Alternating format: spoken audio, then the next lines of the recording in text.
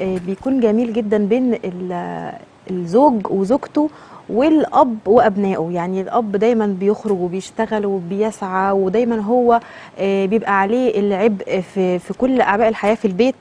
على الاقل نبتسم في وجهه، يعني على الاقل ان هو ما يجيش من بره وتعبان، وانا اول لما اشوفه اقعد احكي له على المشاكل اللي حصلت لي من اول اليوم او من اول الشهر وافضل اتخانق معاه. لا، ابتسامتك في وجه زوجك دي جميله، ويعني انت مش هتكلفك اصلا حاجه انك تطبطبي عليه، انك تحسي بيه. الراجل عامه ما بيعرفش، ما عندوش قدره على التعبير بالكلام زينا. احنا بنحب نسمع وبنحب نتكلم، لكن الراجل ممكن يكون هو عنده مشاكل كتير وعنده ضغوط في شغله، مش هيبقى عنده القدره ان هو جاي يحكي لك، هو عايز يقعد يفصل. دي حاجه اسمها فن اختيار الوقت بالظبط المناسب كده، عشان مش جاي من تقدري. بره عرقان ايوه، وتعبان وتديله يعني بالبنيه لا، بالمشاكل دي على بقى طول. لا تستني لما ايوه، تشوفيه هادي وتبداي بقى. وطبطب عليه. ولما يكون هو في موقف ضعف او يكون هو عنده مشكله، ما اجيش انا اقول له احسن انت حصل لك كذا عشان انت عملت كذا، او انت تستاهل. حتى لو انت شايفه ان هو غلطان، ما ينفعش، لازم تجبري بخاطره. لازم انتوا كمان كابناء، وبتكلم كمان على